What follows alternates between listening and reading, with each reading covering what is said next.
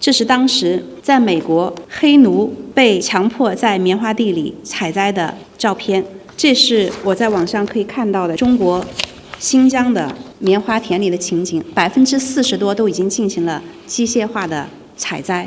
所以有关中国新疆强迫劳动这个指责本身是不存在的，那么一些企业居然就相信了这种谣言。Hello， 大家好，我是小懒。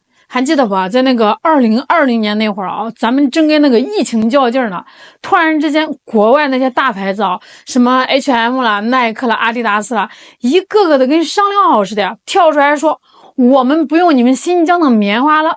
嘿，这一下啊，可把大伙给整懵了呀！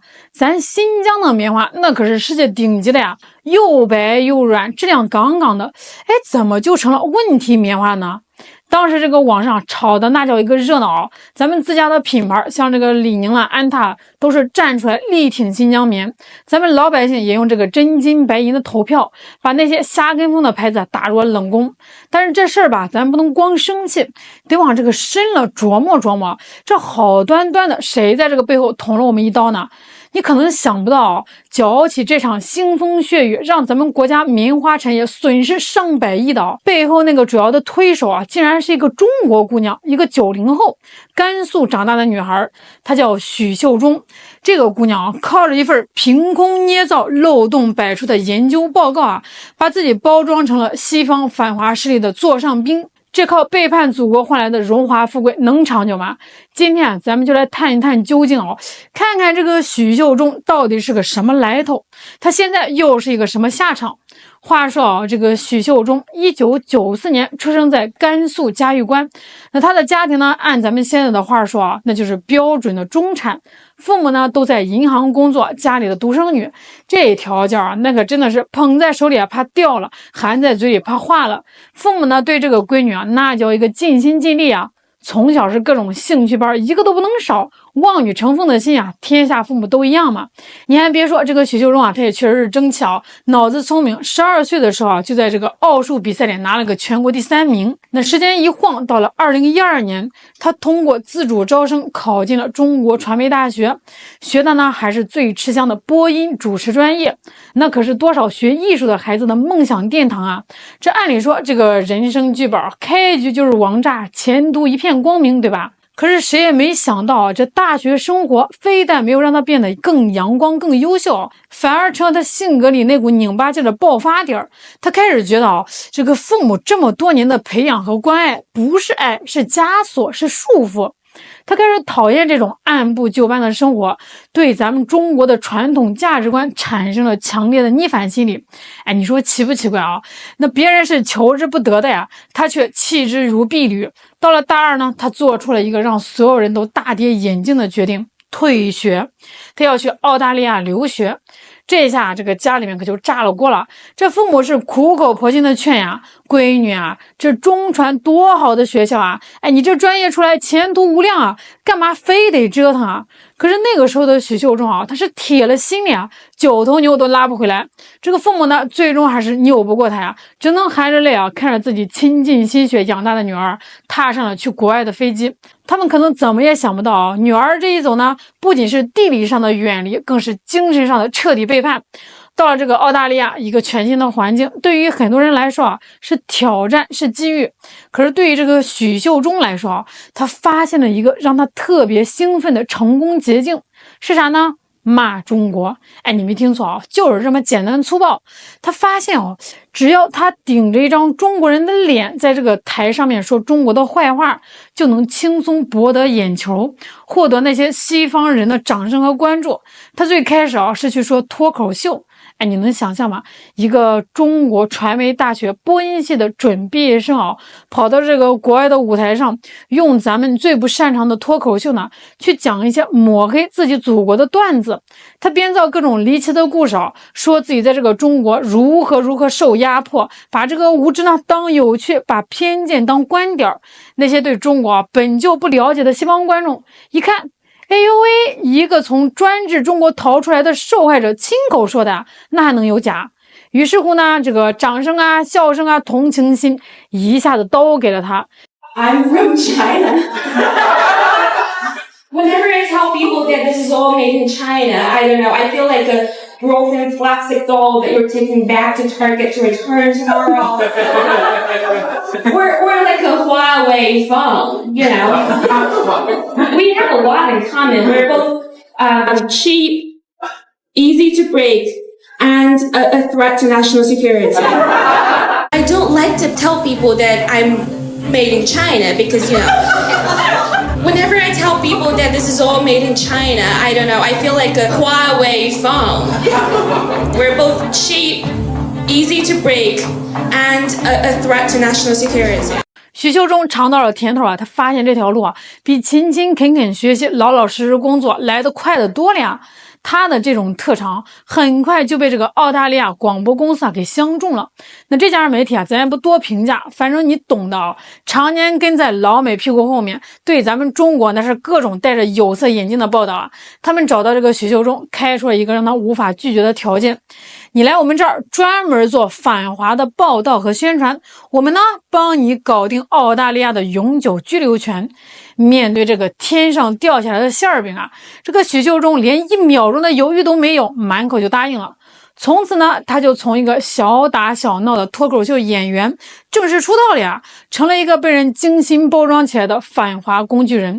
他开始系统的学习各种反华话术啊，把自己打造成一个所谓的觉醒者啊，一个和自己原生家庭和自己祖国彻底决裂的典型。这个形象啊，就完美契合了西方媒体对于中国意见人士的刻板想象。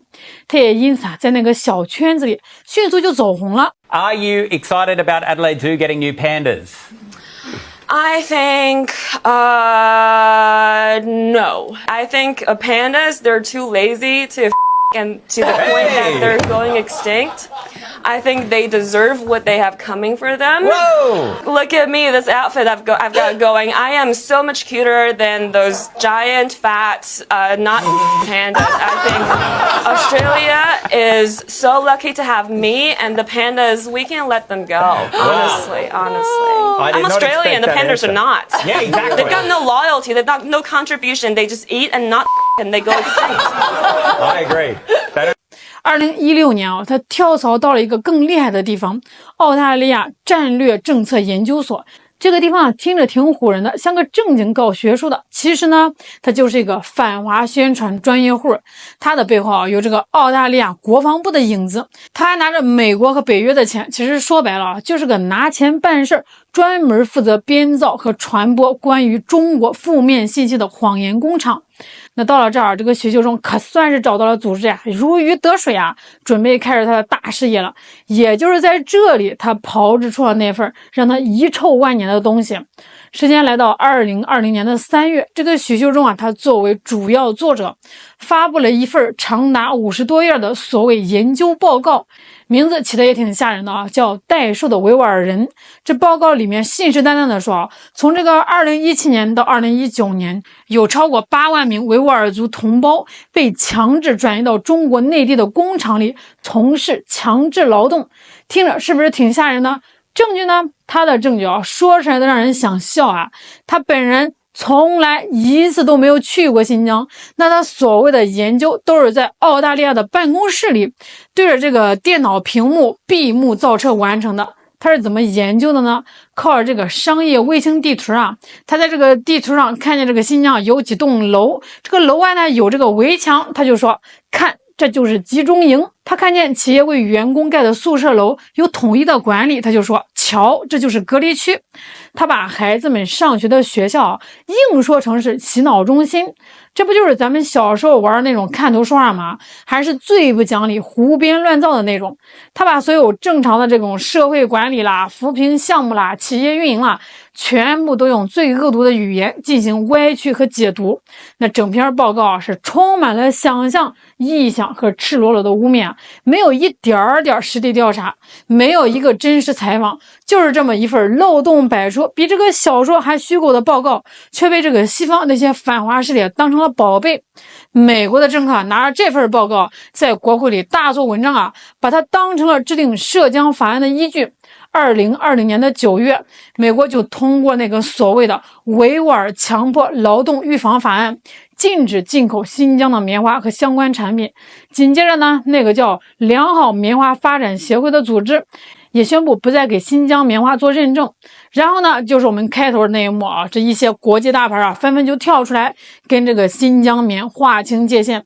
这一连串的组合拳打下来啊，给咱们国家的棉花产业造成了多大的损失啊！据不完全统计，直接经济损失就超过了100个亿啊！这背后是多少棉农1年的辛苦打了水漂，是多少工人的饭碗受到了影响。而这一切的始作俑者许秀中，这个从未踏上过新疆土地的女孩，就凭着她敲敲键盘编出来的谎言，心安理得的享受着西方势力给她的奖赏和吹捧。哎，你以为她只是在这个事业上没有底线吗？那你就太小看她了啊！她的私生活那叫一个精彩，简直是刷新三观啊！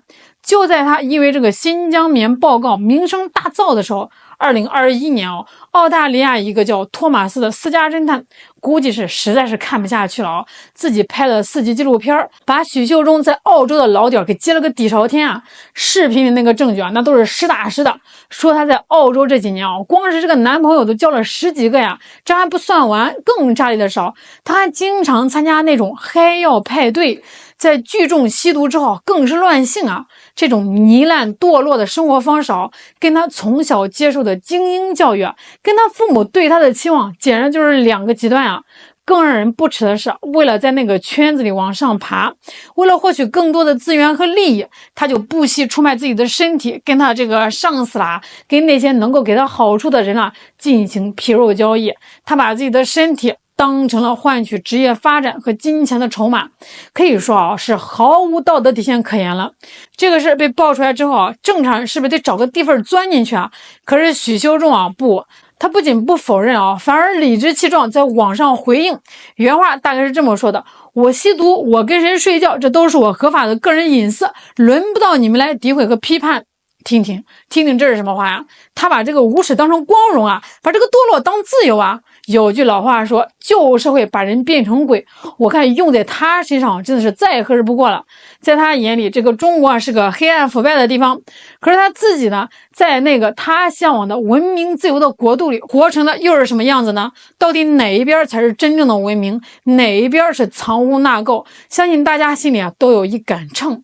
这一个人如果连自己的国家都能背叛，那他对自己的家人又能好到哪里去呢？这个许秀中的所作所为，最受伤的莫过于他在国内的父母这老两口一辈子的心血，就这么一个女儿，本来呢指望着他光宗耀祖结果呢却成了国家的罪人，成了被人戳脊梁骨的对象。他们知道这个女儿在这个国外干的那些事之后这个心都碎了一次又一次打电话劝他，孩子回来吧，别再被那些人利用了，别再干那些对不起国家的事了。可是这个许秀中听得进去吗？他听不进去他沉浸在自己编织的谎言和虚假的光环里，早就不知道自己是谁了眼看着女儿在这个错误的道路上越走越远，彻底是拉不回来了。老两口也是彻底绝望了从2019年开始他们就不再跟这个许秀中说话了，彻底就断绝了联系。他母亲甚至跟他说不想再见到他了，让他这辈子都不要再回国了。一个原本幸福的家庭就因为他的错误选择变得是支离破碎。后来这个许秀中有一次接受采访，还假惺惺的说他对父母呢感到很愧疚，可是嘴上说的愧疚呢，身体却很诚实继续在这个国外干着那些迎合西方伤害祖国的事情，一边呢享受着背叛带来的利益，一边又想立一个忠孝两难全的牌坊，真的是黑色幽默他对西方主子的那份忠诚可能早就超过了亲情、良知和做人的基本底线。那么靠着出卖一切换来的风光，这个许秀中真的能快活一辈子吗？当然不能了。妻子的命运就是用完即弃。随着国际形势的变化，特别是咱们中国越来越强大，这个话语权越来越重许秀中的利用价值就越来越低了。那些曾经把他捧上天的西方媒体开始刻意的跟他保持距离。那些曾经根据他的报告抵制新疆棉的品牌也悄悄的把相关的声明给撤了下来，假装无事发生。2022年一位叫罗伯特·巴维克的澳大利亚学者公开站出来打他的脸，直接指出许秀中写的那份报告完全就是虚构的，是彻头彻尾的谎言。这一记重锤彻底砸碎了他所谓的学术信誉，让他在这个国际上就成了一个笑话了。他不甘心就这么凉了还想折腾。就在去年2024年的6月，他又想刷存在感，组织了一场反华游行，结果呢成了一出闹剧。澳大利亚的警察估计是没有搞清楚状况，一看这帮人喊的口号以为是在骂这个澳洲政府呢，当场就采取了强制措施。许秀中立马就戏精上身在这个网上哭诉说这个澳洲警察对他暴力执法。他以为这下这个西方媒体总能帮他说话了吧？结果呢，集体沉默，鸦雀无声，没有一家媒体报道他这档子破事儿。这个时候他才悲哀的发现他这颗棋子早就被棋手扔进了垃圾桶，没有人关心他的死活了呀。许秀中的故事呢，是一个典型的背叛与报应的故事。他为了个人的私利，出卖了国家的尊严，伤害了民族的感情，这最终的下场就是众叛亲离，声名狼藉，被所有人抛弃。那从一个天之娇女沦落到今天这个地步真的是可悲又可恨他的故事呢，也给我们提了个醒年轻人有追求有想法呢是好事儿，但是追求个人发展绝对不能以牺牲国家利益、突破道德底线为代价。没有了国哪还有家呀？没有了做人的根，那你飘得再高也终将摔得粉身碎骨。同时呢，我们要擦亮眼睛看清楚那些像许秀中一样被这个反华势力包装出来的代言人，他们的背后都写着利益二字，那他们的谎言在事实面前终将不堪一击。好了，对于许秀中你有啥想说的吗？一起聊聊我是小懒，我们下期再见。